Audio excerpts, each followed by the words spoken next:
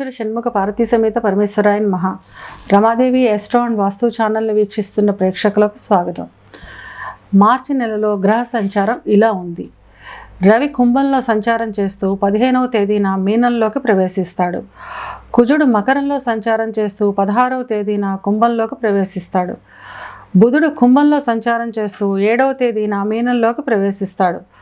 గురువు తన మిత్రక్షేత్రమైన మేషంలో సంచారం చేస్తున్నాడు. శుక్రుడు మకరంలో సంచారం చేస్తూ 8వ తేదీన కుంభంలోకి ప్రవేశిస్తాడు. శని తన స్వక్షేత్రమైన కుంభంలో సంచారం చేస్తున్నాడు. రాహు మీనంలోను, కేతువు కన్యలోను సంచారం చేస్తున్నారు. ఈ గ్రహస్థితిని ఆధారంగా చేసుకుని కుంభరాశి వారికి మాస ఫలితాలు ఎలా ఉన్నాయి, చిన్న చిన్న పరిహారాలు ఏం చేసుకోవాలి చూద్దాం. ధనిష్ట 3-4 పాదాలు, శతభిష 1-2-3-4 పాదాలు, పూర్వభద్ర 1-2-3 పాదాలు కలిపి కుంభరాశిలో ఉంటాయి. కుంభరాశికి అధిపతి శని.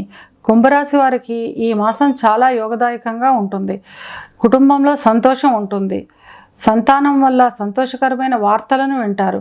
గతంలో పరిష్కారం కాని సమస్యలన్నీ ఈ మాసంలో పరిష్కారమయ్యే అవకాశం ఉంటుంది. పాత మిత్రులను కలుసుకొని ఆహ్లాదంగా గడుపుతారు. ఈ మాసంలో వాహనాలు కొనుగోలు చేసే అవకాశం ఉంటుంది.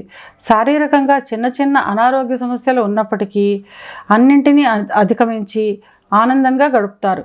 ఇక విద్యార్థుల విషయానికి వస్తే కొంత బద్ధకము, నిదానము ఎక్కువ అవడం వల్ల అనుకున్న స్థాయిలో ఫలితాలను సాధించలేరు. విదేశాలకు వెళ్ళే విద్యార్థులకు మాత్రం ఈ మాసం చాలా అనుకూలంగా ఉంటుంది. ఉద్యోగస్తుల విషయానికి వస్తే ఉద్యోగస్తులకు ఈ మాసం చాలా అనుకూలంగా ఉంటుంది. ఎప్పటి నుంచో ఆగిపోయిన ఇంక్రిమెంట్లు, ప్రమోషన్లు వంటివి ఈ మాసంలో వచ్చే అవకాశం ఉంటుంది. సహోద్యోగులతో కలిసి ఆనందంగా ఆహ్లాదంగా గడుపుతారు. వ్యాపారస్తుల విషయానికి వస్తే అన్ని రకాల వ్యాపారస్తులకు ఆదాయం చాలా బాగుంటుంది. వ్యాపారంలో అభివృద్ధి కనిపిస్తుంది. వ్యాపార నిమిత్తం ప్రయాణాలు ఎక్కువ అవుతాయి. తద్వారా అకాల నిద్ర, అకాల భోజనం వల్ల చిన్న చిన్న అనారోగ్య సమస్యలు ఏర్పడతాయి. వివాహం కాని వారికి ఈ మాసాంతంలో వివాహ ప్రయత్నాలు కలిసి వస్తాయి.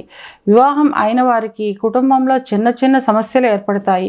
అధికమైన ధన వ్యయం ఉంటుంది. సహోదరుల మధ్య సాన్నిహిత్యం ఉంటుంది. అంటే అన్నదమ్ముల మధ్య మంచి సాన్నిహిత్యం ఉంటుంది.